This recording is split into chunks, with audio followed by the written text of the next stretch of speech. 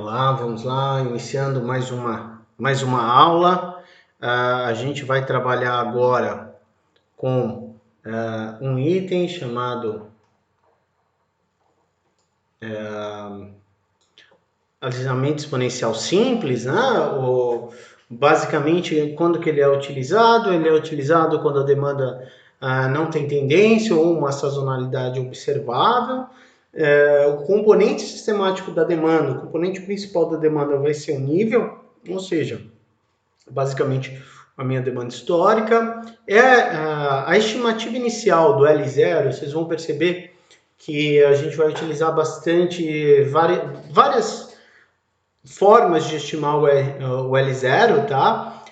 É considerada como a média dos dados históricos, ou seja, L0 é igual à soma de I igual a 1 para N elementos, como a gente está trabalhando com 12 períodos, é a soma das demandas iniciando no primeiro período e finalizando no 12º, dividido por N, ou seja, a média. E a previsão atual para todos os períodos futuros é igual à estimativa atual do nível, que é dada a seguir, ou seja, a minha previsão para o mês para o período 1, lembrando que T no nosso caso é sempre igual a zero, é igual ao meu L0, o meu L do período anterior. E o mesmo se repetindo para T mais N, ou seja, para os demais períodos. Como que eu vou fazer o cálculo? O cálculo vai ser dado aqui, quando a gente tem para LT mais 1 é igual a alfa vezes dt mais 1 mais 1 menos alfa vezes LT. Esses são os dados que a gente vai utilizar para calcular e estimar o nosso nível, tá? Esse dado de baixo aqui a gente não vai utilizar. Vou até apagar aqui, para não estar atrapalhando. Então, LT mais 1 é igual a alfa para dt mais 1 mais 1 menos alfa vezes LT, nível 0. Eu vou voltar aqui e vou colocar esses dados, mas eu vou lá para o Excel. Espero que vocês já estejam com o seu template, né? Esse template aqui, como o exercício falou, né? O exercício não, como a gente está, a estimativa de L0, a estimativa de L0 nada mais é do que a média. Então eu vou estimar L0, L0 está na célula E4, estimando L0 é igual à média dos períodos. Então, aqui a nossa média, 22.083, a gente já tinha feito esse procedimento de cálculo. Vocês vão perceber que aqui a gente tem um MAD, tá? E tem uma célula indicando a constante alfa. Então, como no exercício ele estava falando aqui que FT mais 1 é a minha previsão. Ou, colocando aqui, L T mais 1 é igual a alfa vezes dt mais 1 mais 1 menos alfa vezes LT.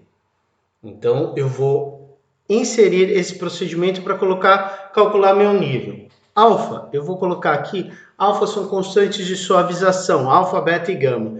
Nesse caso aqui eu vou trabalhar com o fator de 0,1. Esses valores vão de 0 a 1. E quanto maior esse fator, maior é a quantidade de variação que você vai considerar na tua demanda, mais impacto por fator sazonal você vai estar dando. Nesse caso aqui, então, alfa igual alfa, que é 0,1. Você vai travar a célula alfa, vezes dt mais 1. dt mais 1 nada mais é do que a minha demanda do meu período 1, ou seja, 8.000. Mais, aí eu vou mais, abre parênteses, 1 menos o alfa, que é 0,1, F4 para travar novamente, vezes o L0, que é 22.083. Eu vou colocar 2 parênteses aqui para que a gente se certifique que não haverão problemas, tá? Enfim, eu tenho aqui então o número calculado de 20.065.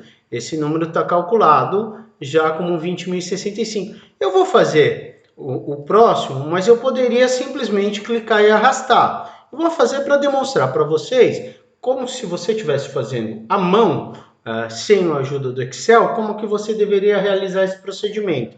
Então, o que eu estou querendo achar agora? Ao invés de querer achar o nível 1, eu quero achar o nível do meu período 2. Né? Então, seria aqui, seria o meu período 2. Então, estou estabelecendo aqui para o meu nível 2. Estaria igual ao alfa, que é 0,1, F4, vezes a minha demanda do meu período T mais 1, que é do período 2. Então, está aqui estabelecido. Mais 1 menos alfa.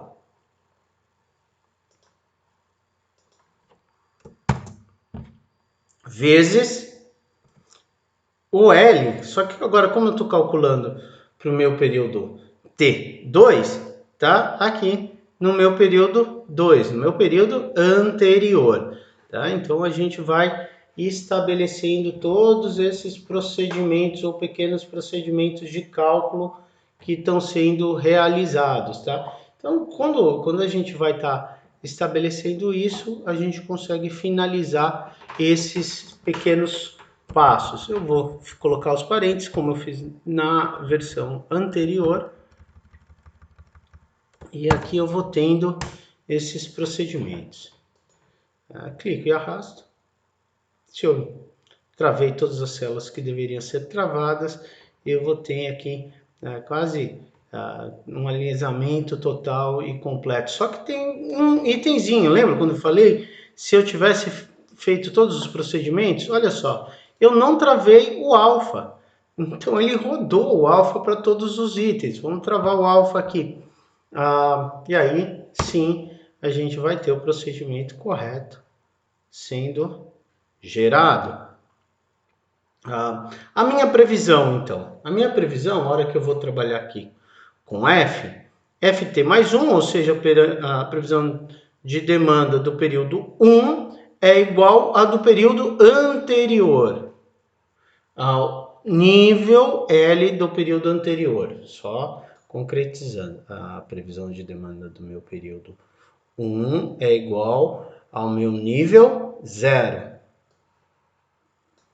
Então, a minha previsão de demanda 1 é igual ao meu nível 0. E assim eu clico e arrasto. E aí eu posso arrastar até a célula 13, vai dar 23.489 e eu simplesmente vou repetir os dados. Então aqui novamente eu já tenho uma previsão. Eu vou fazer novamente com vocês todos os erros, tá? Mas os procedimentos utilizados de conta, eles são exatamente os mesmos que a gente utilizou no exercício anterior, tá? Mas enfim, eu acho que é importante a gente repassar todos eles, fazer mais uma vez, mais duas.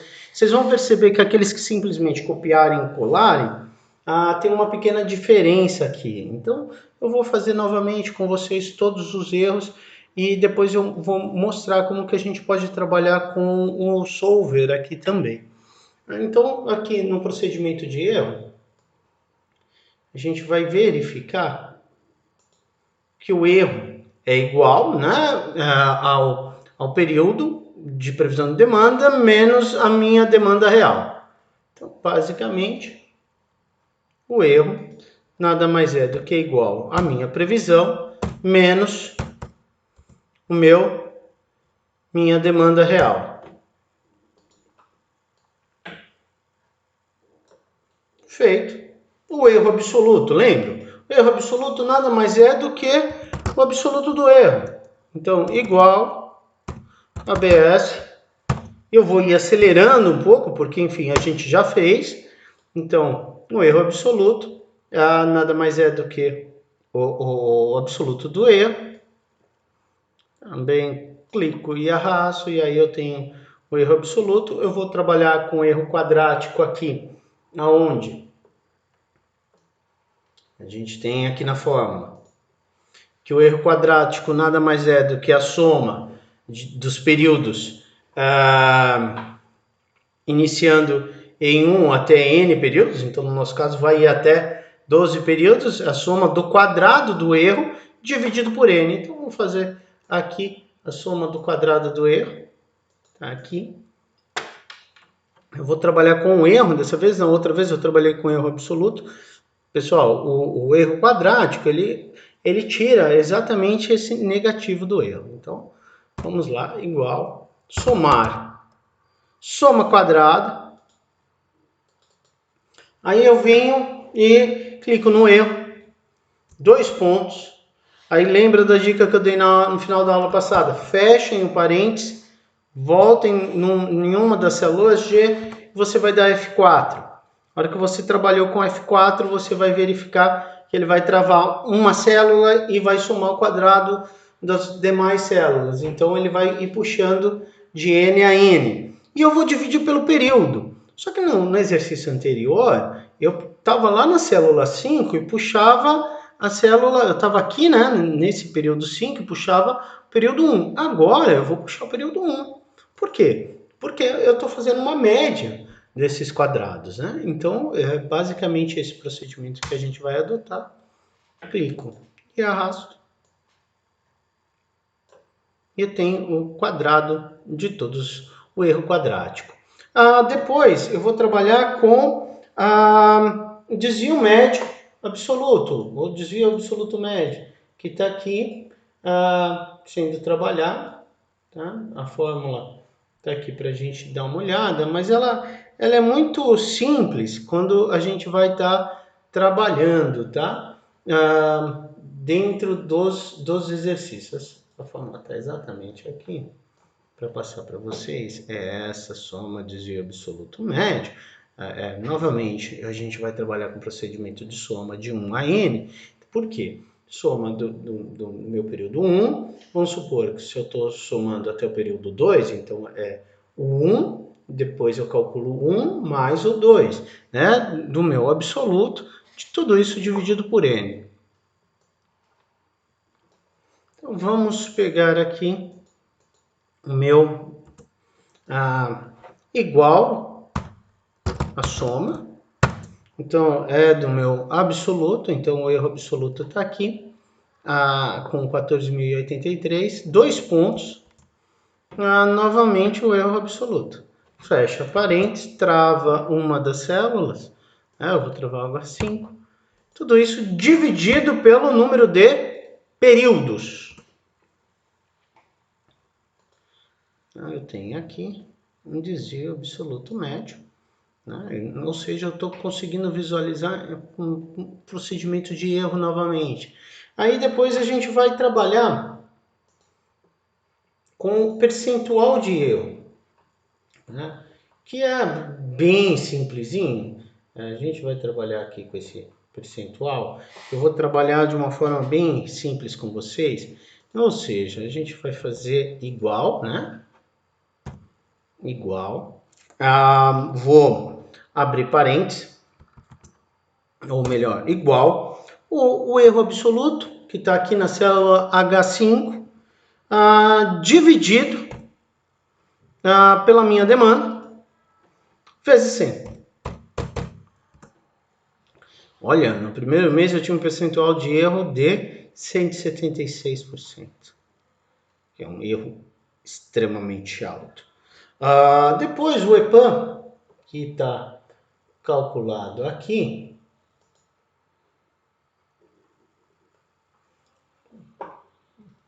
que eu vou estar... Eu estou encontrando a fórmula aqui para mostrar para vocês.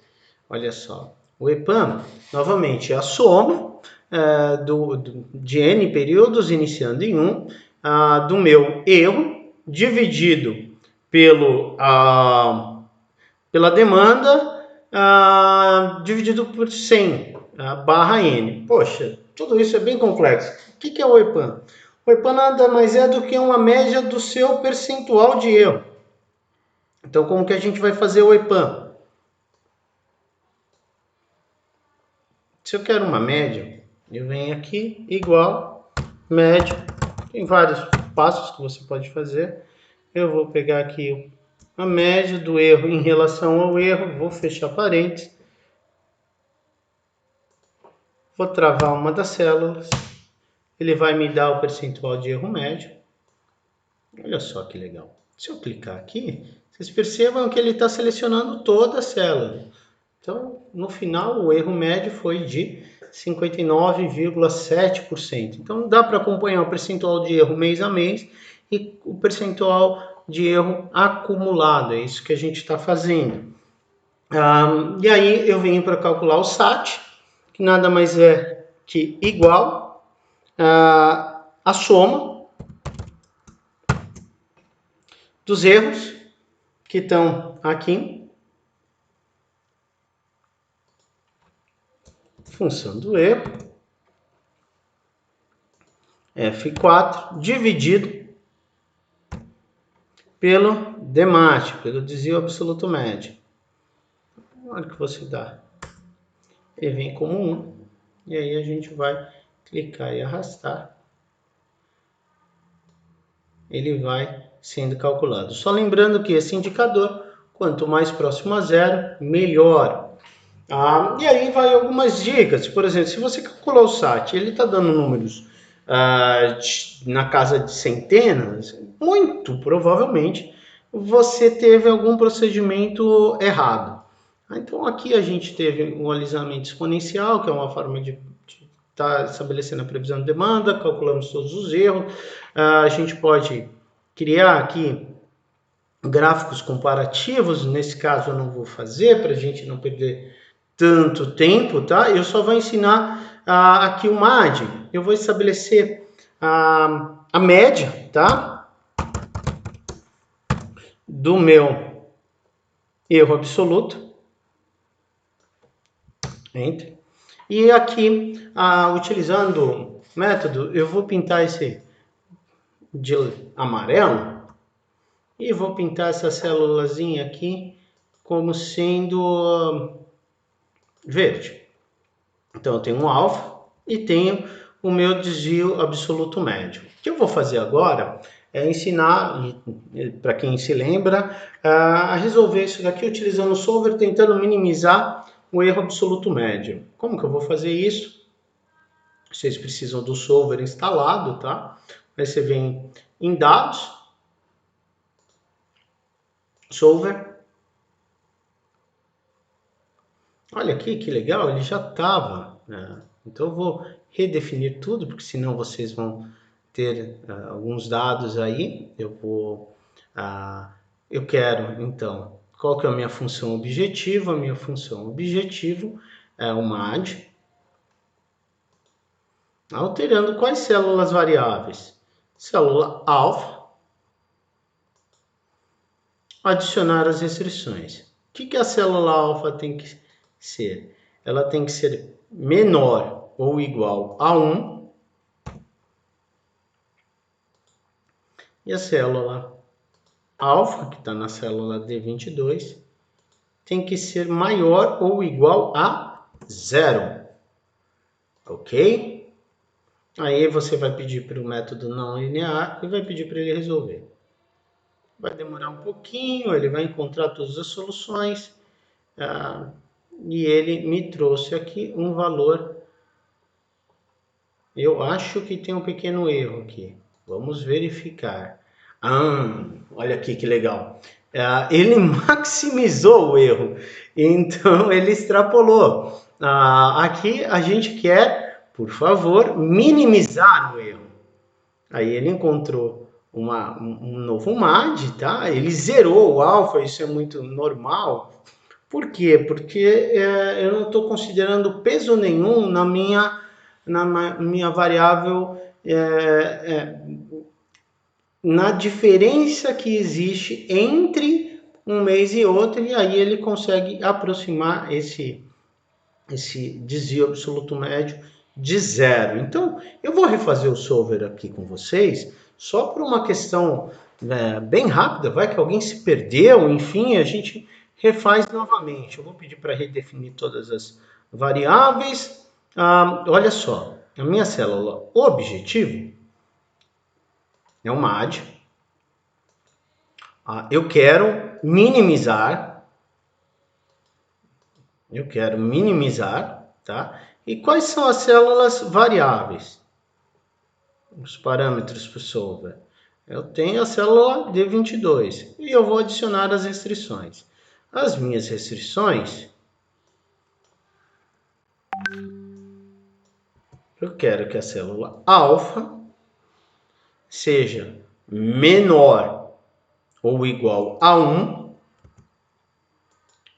Adicionar, e eu quero que a célula alfa seja maior ou igual a 0.